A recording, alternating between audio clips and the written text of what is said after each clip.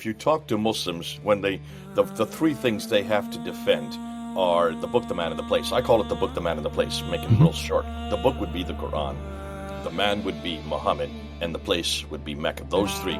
You take one of those away and the other two crash. You can see that very quickly. Now, so in some ways, we start from the same paradigm as Christians. We also are dependent on one book, one man, and one place. The book, of course, would be the Old and New Testament. The man would be Jesus Christ. Now, Jerusalem is not as important to us as it is for Islam. That's the irony. We don't need Jerusalem except to historically put Jesus there to die and rise again. Islam absolutely needs Mecca, much more so because that's where the Kaaba is. That's where Adam and Eve went to. That's where Abraham lived. So you can see for them, it's much more important that Mecca exists.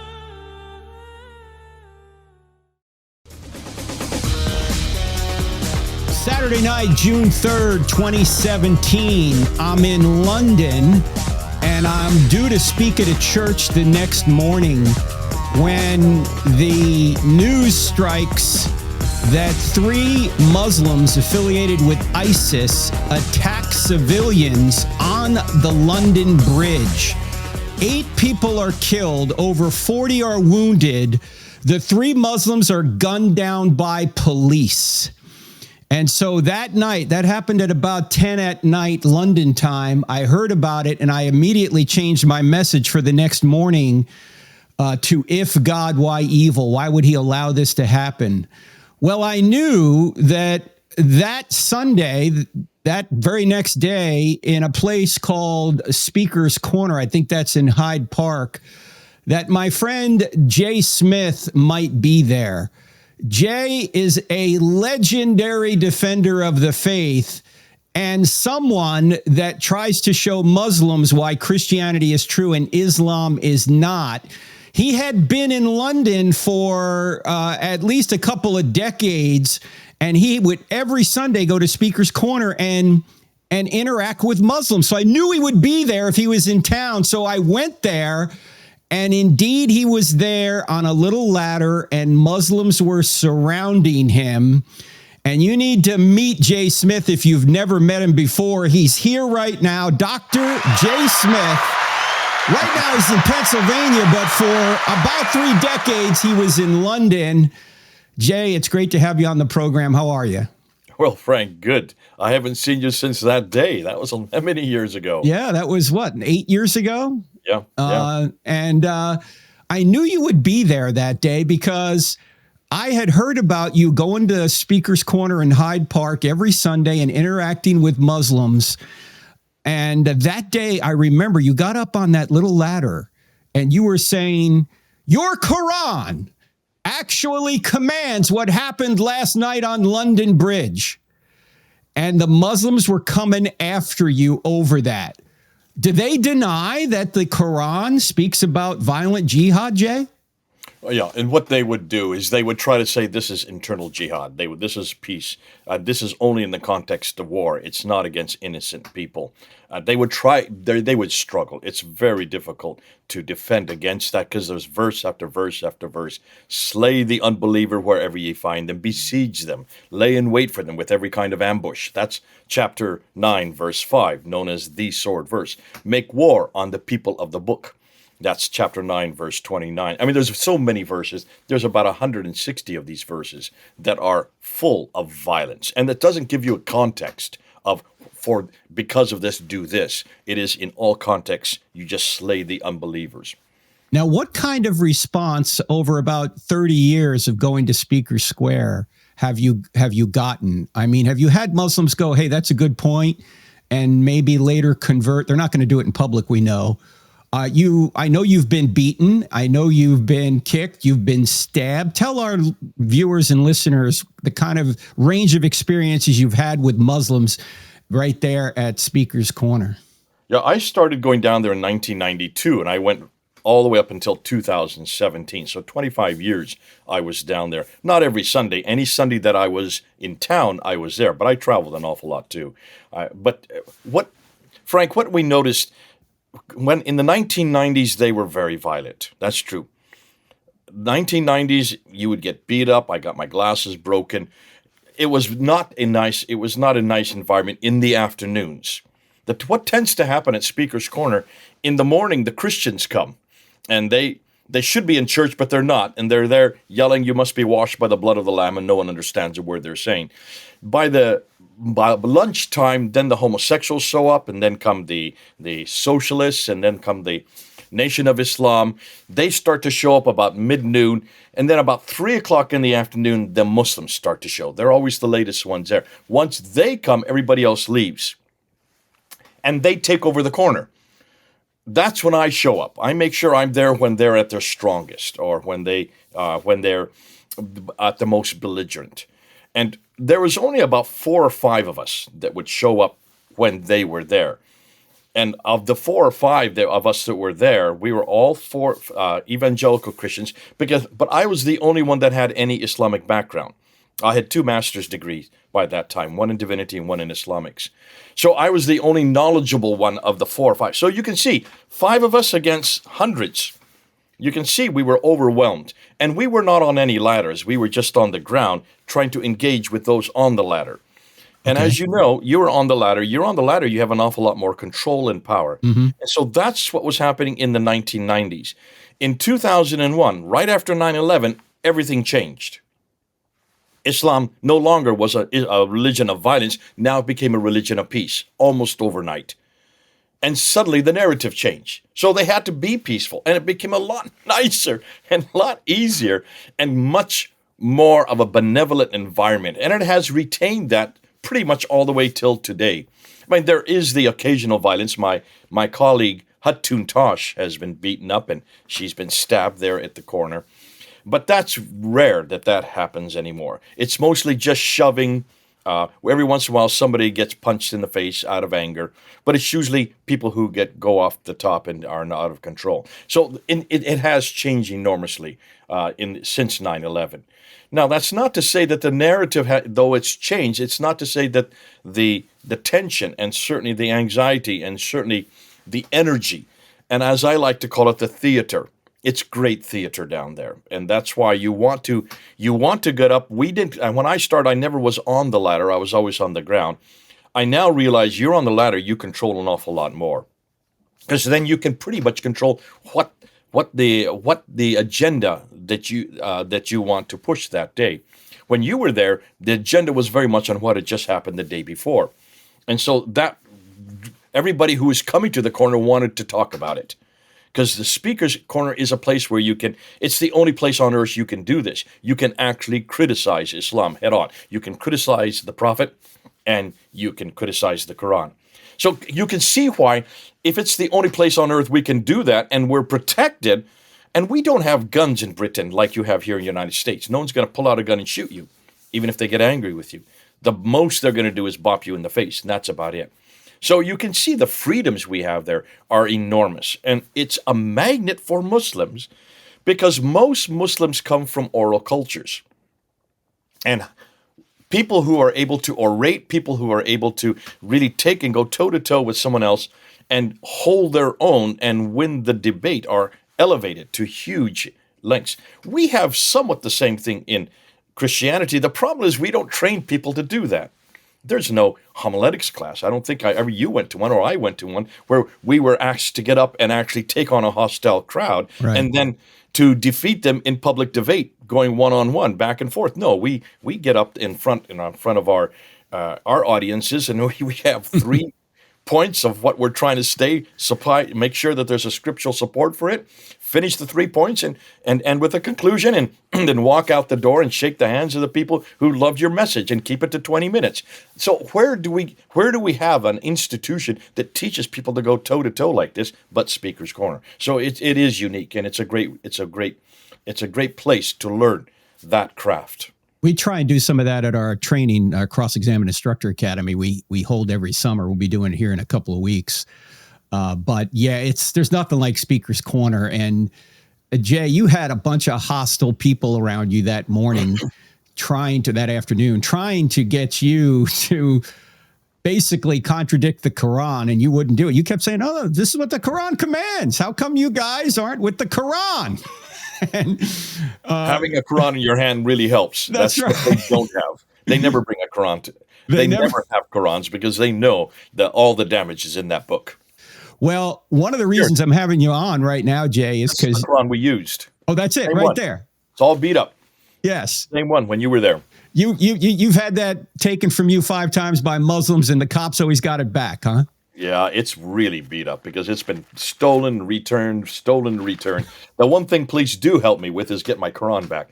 And I always have the same Bible so you can see which is the bigger book. You can tell it's the book. The bigger book is the better book. These two, but they are both beat up. Well, one of the reasons we're having Jay on today is because he just did 2 phenomenal presentations over the past year and a half or so at Calvary Chapel, Chino Hills, one just a week or 2 ago.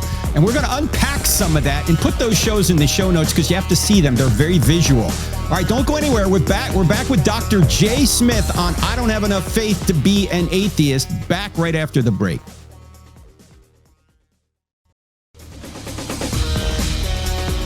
How much do you know about Islam, the second largest religion in the world and growing, largely growing, by the way, through reproduction?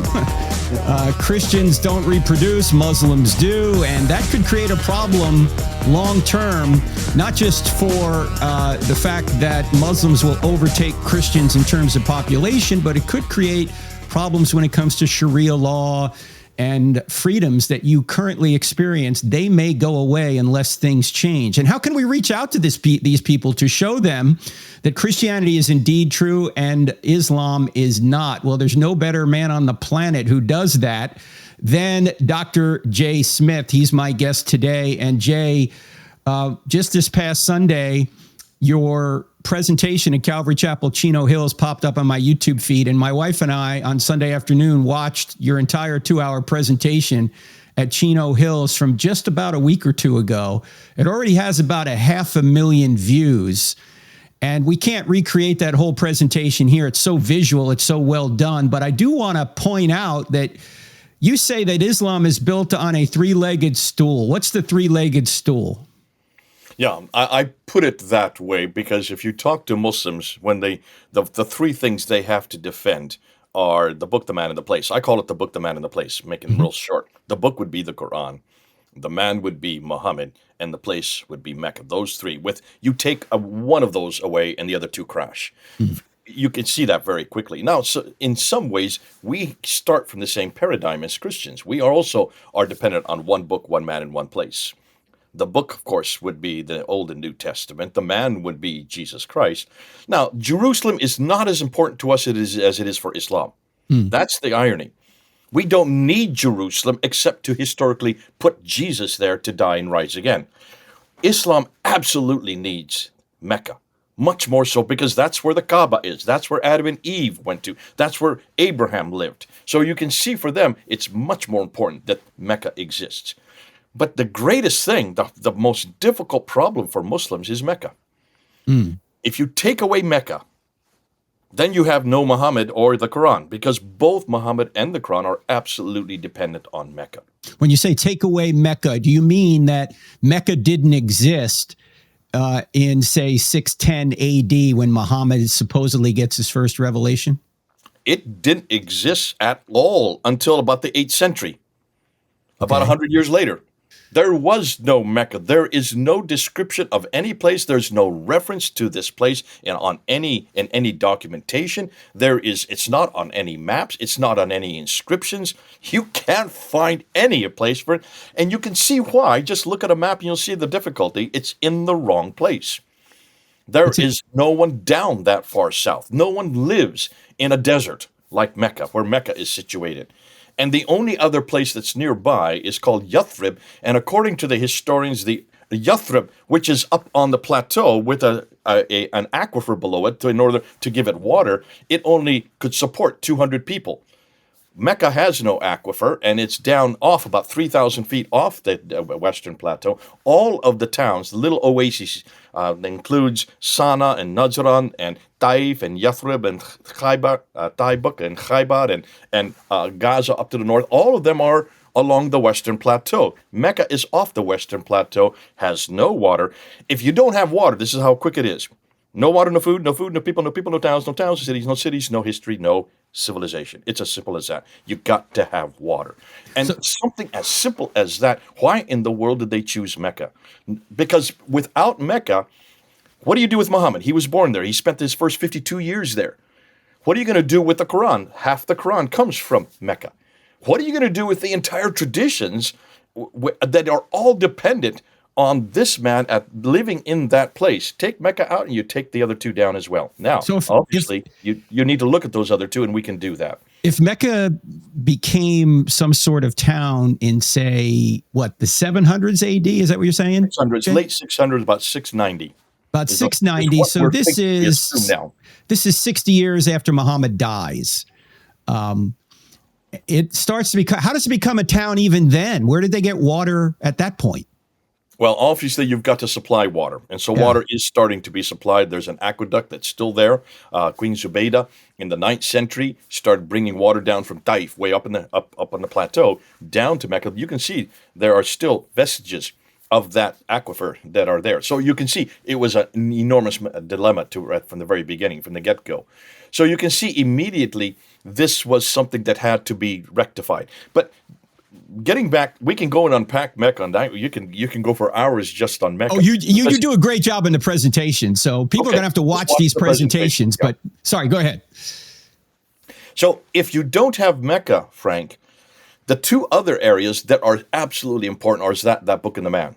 The book itself, you have to have that book being revealed to that man in that place. You open up its pages. When you open up the Quran, I always keep a Quran here that's in Arabic and in English. This is the one I use at Speaker's Corner. I always keep the two together because most of the time you talk to a Muslim, they have no idea what this book is saying. And so when you read it in English, they say, you made that up or that's not there. So you show the Arabic and then that stymies them. But once you read it and you read it in Arabic, you realize the Arabic in this book does not come from Mecca. It's the wrong Arabic. It's Nabatean Aramaic. It comes from what is today Jordan, Petra, way up north, 600 miles further north. It has the Alif Maksura, it has the Tar Marbuta, it has the definite article Al. That doesn't exist in the Arabic, would not have existed in the Arabic from the 7th century in Mecca, Medina. We call that the Hijaz, that central part of Arabia. Because the Arabic that was used in that part of Arabia is Sabaic Arabic from Yemen, what is today Yemen and Oman, that and from the south. They would not have their own language, their own written script in just a little town of 200 people. They would use that which is used by the traders coming from the south. Sabaic does not have the Tar Marbuta or the Alif Maksura or the definite article. So already, just by reading the Quran, you can see that this could not have come from that place. It had to come from 600 to 800 to 1,000 miles further north. With that in mind, can you then understand why there's a real dilemma now in the Muslim world? How are they going to deal with this what we call historical criticism, which is not new to us, Frank. We're Right. used to we love historical criticism because it's what has given our Bible so much authority. Because the same question was asked back in the 1800s by people like Wellhausen and the University of Tübingen in Germany. They asked the same question: how can you have a Jesus Christ who claimed to be God, died on the cross, and rose again on the third day? How can you claim that this ever happened? How do we even know that this man even existed? Very good question to ask. And it stymied the church. We hadn't really answered that question. Now, it destroyed the church in Europe, and by 1905, the church was completely destroyed, along with Darwinianism, and has never recovered. This church in Europe still only has about 5% of the population going to it. That happened in the last century. We're now asking the very same questions of this book and the man behind this book. So it's nothing new to us, but the irony is, whereas we have in the last 100 years been able to answer every one of those criticisms using source criticism and redacted criticism and form and textual criticism, that's why much of our seminaries, we teach that. We show just how great this book is, how great the man behind this book is, because he can be supported historically. Asking the same questions of this book and the man Muhammad and the place Mecca. Can you now see why Muslims do not want us to engage in this discussion? Because where are they going to go to find any support for that city, Mecca, that man, Muhammad, or that book, the Quran, in the 7th century. That's why I did what I did a week and a half ago there at Calvary Chapel, because what's coming up is, and what the people are pushing back on is Muhammad itself. They want to say, yes, there is so much historical support for Muhammad, more so. Remember what Raymond said, more so than for Jesus Christ. What a statement to make! I had to take that on. That was lovely. Explain for our audience who Raymond is, because you talk about it in the presentation, but they haven't heard about it on this show yet. Who's Raymond? Okay, sorry. Raymond Ibrahim. I've never met him, but I love the guy. The guy is great. He's done me a favor, because Muslims won't take me on this. They would rather I not say anything, and that I just walk away in irrelevancy, because they don't want the world to hear what we're saying or what we're finding. This is a whole new polemic. It's called the historical polemic, the external polemic they're not ready for, and you can see why. In every other polemic, the stuff that you saw me using, that you and I use at Speaker's Corner, they would rather us engage in that, because then you're talking about the interpretation of Scripture, and they always say, well, you can interpret it better than you do. That they can walk away from those kind of discussions, but they can't walk away from this. So this Raymond Ibrahim, he is actually, I think he's from the West Coast. I don't know exactly where he lives. He is an Egyptian Copt, from the Coptic Church, but he has grown up in America, so he has an American accent, speaks Arabic beautifully, and he has an entire show called A Raymond Ibrahim. Go and look at it. He is really doing what you're doing, what many others are doing, but really in the Islamic context. He is using what we call the internal form of polemics. Internal means taking the Quran, opening it up, reading its pages, and then attacking it. Looking at Muhammad and what it says about, well, it doesn't say much about Muhammad, but about the Prophet, and attacking it. That's called internal critique. You look at what Muslims believe, at what they're saying, and you confront that. That's what I did for 30 years. Now I've come with the external critique, and Raymond doesn't like it. He thinks it's the weakest of all polemics. Wait, is Raymond a Muslim or a Christian? He's a Christian. He's a Coptic. He's from a Coptic church. Okay, so he is a Coptic Christian, but he's trying to say that Islam or Muhammad is well supported, and you say in your presentation, you go through his 10 points, and you refute each one of them.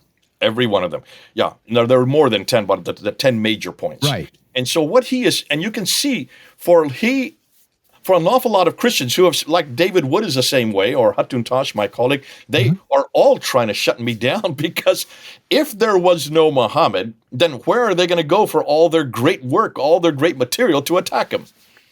Well, yeah, but the Muslims believe Muhammad existed. So David's doing an internal critique, as you say, that, Muhammad, married young people and had 15 wives and did many awful things. He cut the head off of all these Jews. He said, kill any Jew under your power. He did all these, what we would say are evil things. And so David's taken that approach. You've tried that for 30 years and it hasn't gotten many converts. So you're saying, why don't we just leave Muhammad alone in the Quran and talk about why there might not have been a Muhammad, there might not have been a Mecca, and the Quran, we don't have any manuscripts for the Quran that are anywhere near 632 AD when Muhammad died. So why do we have any idea? How can we even support this evidentially? Yeah, you've done a great job, and that's exactly what it is, Frank. Basically, what we're saying is there are two different prongs. All right, hold the thought, because we're going to come back, Jay. Sorry, we're running up against a hard break. We're talking to the great Dr. Jay Smith, and we're talking about Islam. Can they support Mecca? Can they support Muhammad? Can they support the Quran? The answer is no, and we're going to explain why. Jay will right after the break. Don't go anywhere.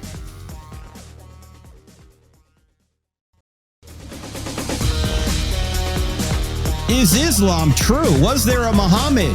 Is the Quran the word of Allah, as the Muslims say?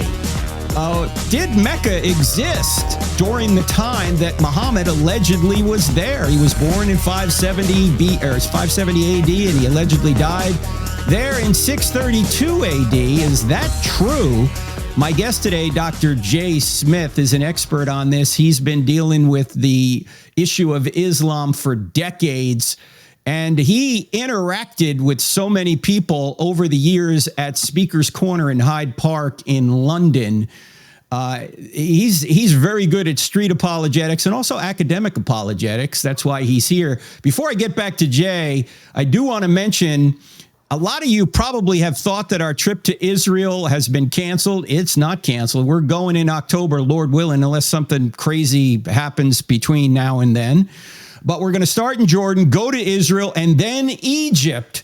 And if you want to be a part of that, a one bus tour, you're not going to be lost in a crowd, and you want to see the best places. You want to be with Eli Shukran, the great Israeli archaeologist, and also Mito Dito, a great Christian guide there in Egypt. You need to join our group. It's not cheap because it's a VIP tour. We stay at the best places. Go to crossexamine.org, click on events. You will see it there. I'm looking forward to being with you for anywhere between 11 and 14 days, depending upon whether or not you take the extension to Egypt. But it's going to be a phenomenal time. All right, back to my guest, the great Dr. Jay Smith. Jay, before the break, we were talking about the fact that you're now taking a different approach. You're not doing much of an internal critique on Islam. You're saying, I don't even think the Muslims can support Mecca, Muhammad, or the Qur'an as being what you would say. Well, actually, you call it sin. Can you unpack sin for us, Jay, and then take it from there? Well, that's exactly what we do. We attack sin, don't we? Standard Islamic Narrative. That was an acronym that was coined by probably the best apologist for Islam today, Dr. Yasser Qadhi out of Dallas, Texas, who is from Pakistani background, who was probably the only one that I'm aware of who has studied in both camps. He studied in the madrasa in Medina, the best school in the world on looking at the traditions from within. And then he also went to Yale University, and so he studied and got a PhD in 1995 on the Qur'an, the ahruf, on the Quran itself. So he's been in both camps. Interestingly, he has just admitted a week ago, I kid you not, a week ago, he has finally put up on YouTube that we are correct on this issue, that everything we know about what Muhammad said and did is pretty much discredited. There is nothing that we can find that shows what Muhammad did and what Muhammad said. That was just a week ago. This guy's a Muslim? He's a Muslim. He's the best one they have, and he has finally admitted that there is no support for what Muhammad did or said. There's no support for the hadith, the traditions, the standard Islamic narrative. In the interview he had 5 years ago with Muhammad Hijab, just talking about the qira'ats. The qira'ats is when you read the Quran in Arabic, there are many different readings. There are many different ways to read the same word, which changes the meaning and changes the theology and the doctrine. There's about 100,000 of these differences between the 30 official Qurans, Arabic Qurans. All right, but hold on, because people are going to go, what? Okay, this may be the first time they're hearing 30 different Qurans. Dr. Smith, what are you talking about? Now, if you want to table that for a minute, Jay, you can, because you talk about it in the presentations. If you want to continue talking about this guy, you can. But I know people are going, wait a minute, 30 different Qurans? The Quran is eternal. There are no changes to it. There haven't been changes to it in 1,400 years. There's only one Quran, Jay, according to Muslims. You say no. What are you talking about? Take a look at these two right here. All right. They're both Qurans. They're not alike. These are over 1,000 years old, these two. Now, not the book itself. This one here is known as the Warsh Quran. This one here is known as the Hafs. I have 5 more up there. Those 5 more. Sorry, 1, 2, 3. I have 7 more. There are 30 different ones. You can just buy these. You can buy online today. There are 5,000 different words between these two Qurans right here, which means 5,000 different verses, which means 5,000 different meanings. And these are not vowelizations necessarily. These are actually different consonantal texts that with the vowelization, which changes the meaning diametrically. So this is the problem. And this was only discovered by I shouldn't say discovered, but was made popular by my colleague, Hatun Tash, and she and I held these up in 2016 at Speaker's Corner, and that went all over the world. That's the beauty of Speaker's Corner, because by 2016, we had smartphones that we could actually film what we were doing and then put it up on the internet like you're doing it right now. That went all over the world, and Muhammad Hijab, probably one of the most popular YouTubers in the Muslim world was right there watching us, and he was in the crowd filming us, and he went outside the crowd and said, everybody come to me, don't look at what they're showing you, don't listen to what they're saying. I will explain what these are. These are known as qira'at. Well, that was 2016. 4 years later, he had no idea what we had been showing or how to defend it, so he went and did an interview, supposedly a private interview, like YouTube, like what we're doing right now, and he asked Dr. Yasser Qadhi in Dallas, Texas, the world authority on the Qira'at, because he'd done his doctoral thesis on this. He put out his hand like this and he says, I'm showing you a blank mushaf. I'm showing you a blank piece of paper. Which Qira'at, which Qur'an is the one that was in heaven? Which is the Qur'an that was revealed to Muhammad? Is it the Hafs? Is it the Warsh? He couldn't even get through his sentence before he was shut down by Yasser Qadhi. He said, do not ask me this question. Turn off the camera. We don't talk about this in public. This has been the most difficult question in the last 1,000 years for Muslim scholars. Because how do you have, I have 9 right here, 2 right here. How do you have 30 official? Remember, in the 10th century, there were 700 of these. It took them to whittle them down, 7 in the 10th century by a man named Ibn Mujahid. Another 14 were added in the 12th century by a man named Shatabi, and then in the 15th century, in 1429, another 9 were added by Al-Jazari. So 3 different stages of adding or whittling away from the 700, getting it down to 30 Qur'ans. 30 different Arabic Qur'ans written by men in 6 different cities. No 2 were alike. They didn't even look or open one page to see if they were alike. They didn't care because they wanted students to memorize their Qur'an. And so that's why these proliferated over the intervening 1,200 years. So until 1924 in Cairo, with these 30 different Qur'ans, you can't have standardized tests in high schools. And so they went to a Muslim scholar named Muhammad al-Haddad there at Al-Azhar University to choose just one. And he chose this one right here, the Hafs. He chose this one, the Hafs, which is this one here. This is in 1924. We're talking about 100 years ago. 1924. This was chosen as the official Quran, just for Cairo, just for the city of Cairo. Okay. That then went through 7 revisions because they found lots of grammatical mistakes and whatnot with it. And so finally in 1936, they then made it official for all of Egypt, but just for one country, Egypt. But that became so successful because now they had one Quran that all the students could memorize, that they could have standardized tests for. So in 1985, Saudi Arabia, seeing how successful that was for Egypt, made this Quran the official Quran for the entire world. So we're talking about, you were alive in 1985, were you not, Frank? Yeah. Am I older than the Quran? You are older than the official Quran. There you go. Does not make you feel old. Can you see how disturbing this is for Muslims to hear this? So when Muslims have been told, including Yasser Qadhi himself, he has said, you can see him on video over and over and over again. There is not one word, there is not one letter that is different. Every Quran is exactly the same because they have to say that because this is eternal. And not only that, the Quran says it. In chapter 10, verse 15. Which Quran says it, Jay? They all say it. They all say it. This verse is not in doubt because this is the same in all 30 Qurans. All right, okay. Chapter 10, verse 15 and chapter 18, verse 27, every Quran says, I put that upside down by accident, now it's right side up. Every Quran says, for God does not, for the word of God does not change. In chapter 15, verse 9 of every Quran, it says that Allah will guard the Quran from being changed. And then in chapter 85, verse 19 and 20, it says, for this is the preserved tablet. That means it is the eternal tablet, which if it is eternal, how can man change it? So you can see they have to say it because the Quran makes those claims. And Yasser Qadhi has been saying it over and over again. Now suddenly, here comes Muhammad Hijab. He puts his hand out and says, okay, you're the one that's been telling us not one word, not one letter has changed. Which one of these 30 is the Quran that is the one that's never been changed? How would you answer that, Frank? He didn't know how to answer that. And 28 minutes, I kid you not, he kept on coming back, trying to excuse it, trying to explain it, looking and saying, listen, this is the West. I live in a different world than you, Muhammad Hijab. I live in academia. I live here in Dallas, Texas. I went to Yale University. I live in a world where there are no red lines. You live in a world where there are certain red lines. There are certain things we do not ask of the Quran.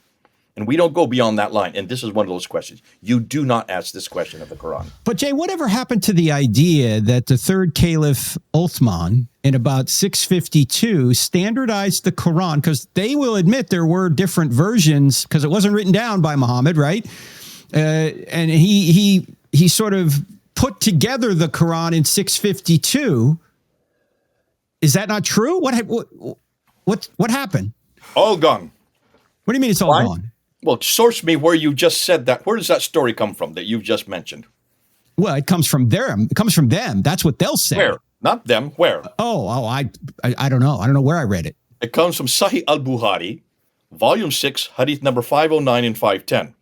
Wait, but he's 200 years later. No, he's not 200 years later. Bukhari? Sahih Bukhari, volume 6, hadith number 5 and hadith number 10 is from the 14th century. That is not 200. That is not 800 to 900 years later. Oh, I thought you were talking about the hadith. Well, what do you think I was doing a week and a half ago? You saw me do that. I shut that one down very quick. I know, but I'm using their dating, not the dating that you revealed. Why would their dating, by definition, has to be supported by extant manuscripts, does it not? It does, but... Bingo. Yeah. So who cares about their dating? I want to know what really is the text they're looking at. I know, but what I'm saying is, even if their dating is correct, it's too late. There you go. Now can you see why Yasser Qadi a week ago said, this is all discredited. We can't make those claims anymore. He just admitted this a week ago. This is the world's leading authority. I've just put a video up about a few hours ago. In fact, I'm working on it right now. It's going to go up today, where Hatun and I are unpacking what he said and saying, are you all listening?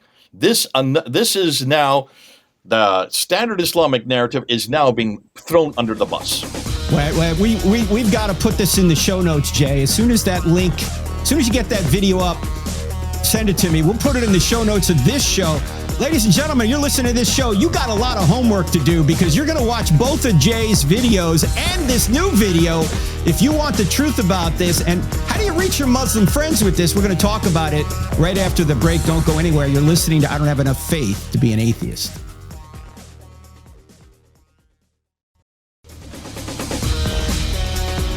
Ladies and gentlemen, you've got to be fearless to do what Dr. J. Smith does, dealing with what people call the religion of peace, but we know that quite frequently it's not peaceful. Jay does a great job on this, and if this conversation has kind of frustrated you a little bit because we've jumped around so much, you need to watch the two presentations that Jay did at Calvary Chapel, Chino Hills. As I say, between the two of them, there's over 3 million views of these presentations because Jay really unloads so much great information on the three things we're talking about: Mecca, Muhammad, and the Quran. And he does it in a logical order. So we'll put those in the show notes. But if you want to be fearless about sharing your faith, you should take the Fearless Faith course coming up next month that both myself, Greg Kokel, Elisa Childers, and John Ferrer and Phoenix Hayes and Jorge Gill are going to present for you. We're going to deal with almost every issue you could imagine with regard to sharing your faith in America in particular. We're dealing with sex, gender, abortion, family, street smarts. That's Greg Kokel's relatively new book. Tactics. Should you follow your heart? What about progressive Christianity? What about marriage? And how do you present this in a hostile culture? Jorge is even going to do a presentation on how to disciple your youth in an age of social media and technology. If you want to be a part of that, go to crossexamine.org, click on online courses. You'll see Fearless Faith there. You'll also see another course that I'm really excited about because I'm leading it that's coming up on digging up the Bible, the top archaeological discoveries of every book of the Bible. There are so many of them, I couldn't even summarize it right now. It's amazing because our book is grounded in history, unlike the Quran right now, where it does not appear to be grounded in history, Jay. People have been shocked over what you've said, I'm sure, that one of the top Muslim scholars in the world is basically saying that Dr. J. Smith and others are correct, that we don't have historical confirmation of Muhammad or the Quran? Pick it up from there, No, Jay. not the Quran. He's not saying that. Of Muhammad, what Muhammad said and did. Well, that would be the Hadith, what Muhammad said and did? The Sirah, the Tafsir, and the Tahriq. There are 4 genres of what we call Standard Islamic Narrative. They would call it the Islamic traditions. We call it the Standard Islamic Narrative because Yusuf Qadi coined that in that interview that happened 5 years ago. What are the 4 things again? The Sirah, which is the biography of Muhammad. Okay. The Hadith, which would be the sayings of Muhammad. Right. Tafsir, which would be the commentaries that unpack and explain the Quran. And then the Tahriq, which would be the histories. Okay. Those 4 genres. Now, they're the same 4 genres we have in our New Testament. We also have the biography, the Sirah of Jesus, which would be Matthew, Mark, Luke, and John, what Jesus did. We also have the Hadith of Jesus, what in Matthew, Mark, Luke, and John, what Jesus said. In some Bibles, they even put it in red letters. Then we have the Tafsir of Jesus, what Jesus said, then what Paul then went and unpacked and applied in Ephesus, in Philippi, in Corinth, also in Rome. And then we have the Tahriq, which would be the history of the early church in the book of Acts, written by Luke. So the same exact 4 genres, the same traditions make up our New Testament. So there's the like with like, all right? You see how the parallels are. Yes. So when you look at our Tafsir and our Tahriq and our Hadith and our Sirah, we can go right back to the 2nd century where they start to appear, but they're in their complete form by the 4th century. They don't have any complete of any of these for 400 to 900 years, but they're not really complete and canonized until the 18th and 19th century by a German scholar and a Dutch scholar. Isn't that interesting? By Europeans who are not even Muslims. So the Sirah that we're reading today, the biography of Muhammad that we're reading today, was actually compiled by a German scholar named Wustenfeld between 1858 and 1860. This one? That one right there. Do you see that one you're holding in your hand? Yeah, the life of Muhammad. Yeah. Yes. Who put that together? Well, you just told me. Some German in the 1800s? German guy named Wustenfeld. Alfred Guillaume, the only reason that Alfred Guillaume's name is on the front is because he translated it into English. Okay, so the guy that actually wrote that is a German scholar, and he wrote it between 1858 and 1860. He went to 6 manuscripts. 6 manuscripts. Now, the first manuscript, and that's what I introduced what you were looking at with your wife. The first manuscript was a manuscript that comes from Fez in Morocco, and that one is dated to 1063. He only used 25% of that. That's the earliest one, 1063. That is the 11th century, the first document, first manuscript he went to. It's still there in Fez. Go and look at it. And he only took 25% of it and threw out 75% because he didn't feel it was worthy. Then he went to another manuscript, which is in the British Library, sits in the British Library today, and that's dated to 1278. That's 13th century. And another manuscript that is in the Bodleian Library in Oxford, and the date on that is 1324. That's the 14th century. A 4th manuscript that's in the Chester Beatty Library in Dublin, and that's dated to 1331. That's 14th century. And then one in the Bibliothèque Nationale de Paris, which is in France. That manuscript is dated to 1420. And then the most important one, the one that sits in the SOAS Library in London, that is dated to 1589. That's 16th century. So he went to 6 manuscripts from the 11th to the 16th century, compiled what he liked, threw out what he didn't like, and then gave you that book that you have in your hand today. In 1860, that's 160 years ago. A German scholar is who we're dependent on for knowing what Muhammad did. Now, Jay, how do Muslims respond to this? Would they say that those manuscripts are based on earlier manuscripts that have been lost, but they're accurate? What would they say to this? Absolutely, and that's the only thing. Now, stop and unpack what you just said. Hold on a minute. Earlier manuscripts, where are they? Lost? How could they be lost? Do you see a problem here? Listen, all of these, remember, the story that the Muslims give us is that this biography of Muhammad came from 2 men, Ibn Hisham and Al-Waqidi, who were writing in 833, or just before they died. They died in 833 and 835, so that's the 9th century. They didn't know that's Muhammad. What you do know. Yeah, they didn't know Muhammad. They were 200 years later. Bingo. And more than that, what were they writing on? They're not writing on papyrus like our earliest Sirah was written on. Our earliest Sirah by Matthew, Mark, Luke, and John were written on these interlocking leaves that disintegrate within 100 years. These guys were living in the caliphal courts There in Baghdad, they were writing on animal skin. That's called parchment. That's called vellum. They do not disintegrate. They do not deteriorate. So where are they? Yeah. Do you see why we're asking the same questions were asked of us? Were we not asked that question 200 years ago? Where are your original manuscripts? Well, we could, because ours are written on papyrus. They disintegrate. More than that, look at the Edict of Diocletian, destroyed many of the manuscripts of the New Testament, of the Bible. And that's why it was only finally by the 4th century when Constantine was in power and he commissioned the Council of Nicaea, when he commissioned 50 of these Bibles to be created. That's probably where the Sinaiticus and the Alexandrinus come from.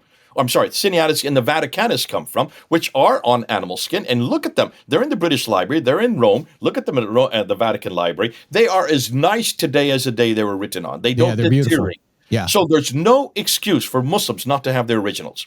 All right? That's the first problem. And that's why I get this from Muslim. Well, they got, you said it so quickly, they got lost. How can you lose something as important as that? If this is your prophet's life, if this is what your prophet said, remember, everything that Muslims have to do, how to walk, talk, eat, drink, sleep, come from these documents. How do you lose not just one, not just two, but how do you lose over hundreds of years and finally you have 6 different manuscripts which don't agree with each other? Because no one's yet looked and gone back to, go look at those 6 manuscripts. They're still in those libraries today. That's a doctorate waiting to be done right there. Why doesn't somebody listening to you right now, listening to the two of us, Frank, why doesn't somebody go to Fez, to Morocco, go and compare it with the Bodleian manuscript, with the SOAS manuscript, with the British Library manuscript, with the Dublin manuscript, and with the Bibliothèque Nationale France, the French manuscript. So there's 6 of them in Europe. You can look at them. They're not undercover. They're not being hidden. They're in Europe. Go and look at those 5 and compare it with the Fez and see why Wustenfeld threw out some and chose the other. And why in the world was this not done by a Muslim before this German guy did it in 160 years ago? There is no excuse for Muslims to say that they cannot find, or they just simply lost, or somehow they were what did they get? Does this show the ineptitude of Islam that they can't even preserve their own manuscripts written on parchment? What if they were to say, Jay, okay, but this isn't inspired. The Quran is. So we've got better documentation for the Quran. Your answer? Bingo. And that's exactly what he said a week ago. Who else is saying that? Mohammed bin Salman has just done saying that. Mohammed bin Salman, who is, you know what he's doing in Saudi Arabia. He is the one that's now running Saudi Arabia, the Prince Mohammed bin Salman, that Trump had such a great time with just a month or 2 ago. This Mohammed bin Salman, when asked this very question 3 years ago, now it's 4 years ago. 4 years ago, I've got it. It's up on Fander Films. You can go see it. He was asked the same question you were asked. What are we going to do with these traditions if you're going to have all these Westerners coming in, living in this NEOM project, and you're opening up these 4 great, huge universities, and now you're controlling Formula One, you're controlling golf, you're controlling world boxing, and you're going to start to control football, world football. You're going to control the 4 major entertainment industries in the world. How is it you're going to have Westerners coming and living here and living in this environment with all these restrictions? And his answer was, our Constitution is this book here. And if there's anything in those traditions that confronts this book, we throw them away because they were written by men. So he did this 4 years ago. Our good friend Yasser Qadi basically said this a week ago. So now you have the princes, they're in Saudi Arabia, now being supported by one of the world's leading theologians, both saying that we can no longer trust those traditions because they are discredited, is the word he used, historically. They have been discredited historically. Not me saying that, that's Yasser Qadi. So the two have come together, the mosque and now the state, the mosque and the princes have now come together. They are in agreement. There's only one book they can go to, and that's this book. Jay, we've got to continue this conversation in the next podcast. We're running out of room here. You won't hear this on the American Family Radio Network. The next one, look for the I Don't Have Enough Faith to Be an Atheist podcast. Jay, what's your website before we go? It's fandercenter.org. We're going to put that in the show notes. We're going to put that in the show notes. fandercenter.org. All right. Check it out, friends. This is a great conversation. More coming up next time. We'll see you then. God bless. If you're looking for solid answers to life's biggest questions, don't miss the latest episode of I Don't Have Enough Faith to Be an Atheist. Find it on Apple Podcasts, Spotify, Pandora, iHeart, OnePlace, and Podchaser. Tune in, discover the truth, and share it with someone who needs it. Let's keep spreading the truth together.